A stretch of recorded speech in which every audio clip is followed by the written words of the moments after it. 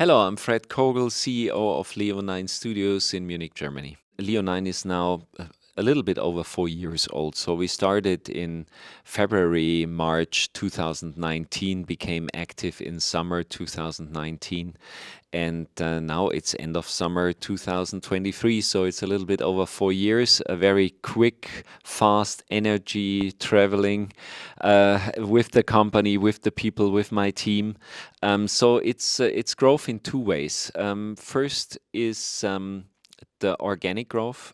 We had a huge organic growth in 2021, 22.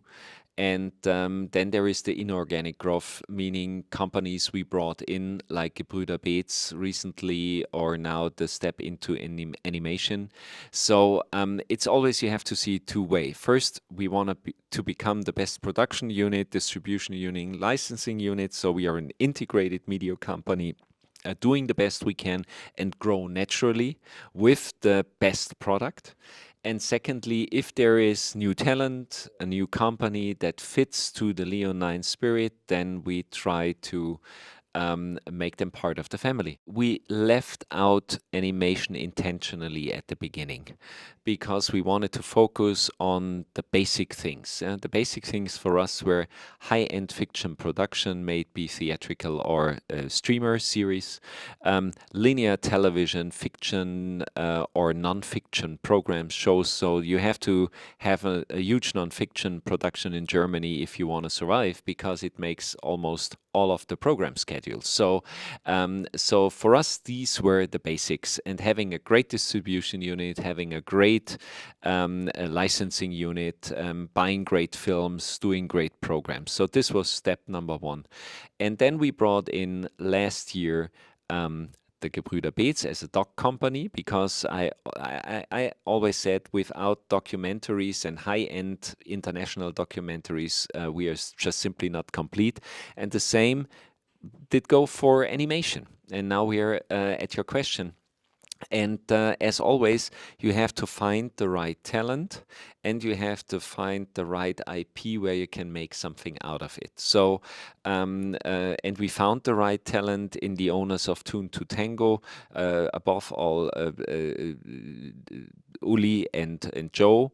And they are now building up the company with us. We do it very basic. So we started to develop with them 5 to 10 shows. So now they were in the market for the first time.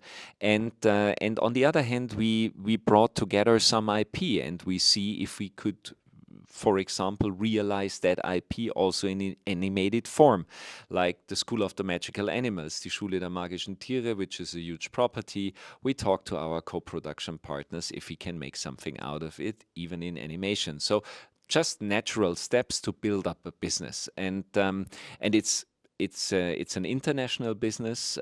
It's not dependent on any kind of things, except that you have to execute the animation well and to have great storylines, great stories, and great IP. And that's, of course, a field we want to be in. I know the distribution business for a very long time. I did it with Konstantin together with Thomas in the early 2000s. So I have a long history of releasing movies in Germany. So, and it changed dramatically since COVID in the end. So what is the current status? There there are only two kind of movies that really do perform well. These are the four quadrant high end feature films with huge IP that everybody wants to see. So the must sees really do perform well with great casts. The nice to sees only do perform with the younger target groups. And the films that are not at least nice to see don't perform at all. So it's it's very difficult for the medium kind of program. You at least have to be kind of an event program for certain target groups.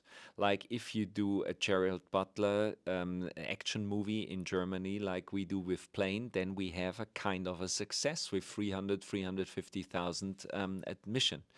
Um, with an everything everywhere all at once who can make a huge success even in the art house sector with 350,000 admissions what we had. But normally it's the broad, really tentpole kind of feature film that you need to have success in Germany. So that's very different. I mean, it's for Leo 9, it is quite good because our whole slate building was built for that kind of product. We never have been the art house distributor. We never have been the special kind of distributor. But this business is doing very hard. And of course, some of our films that would have been a success 3 or 4 years ago, which we have bought 2 or 3 years ago, don't function today. But that's the normal way of the business. But you have to learn with every film you release and adapt the strategies. So, but it goes into the direction theater as an event kind of place where you see those event movies. As always, we try to be the number one German player, and of course, if there will be a consolidation game in Germany further going on, we will be part of it, and we want to be part of it. That's for sure. Second, as you know, we have a sister company in France with Media One, and I think together we are a perfect European studio.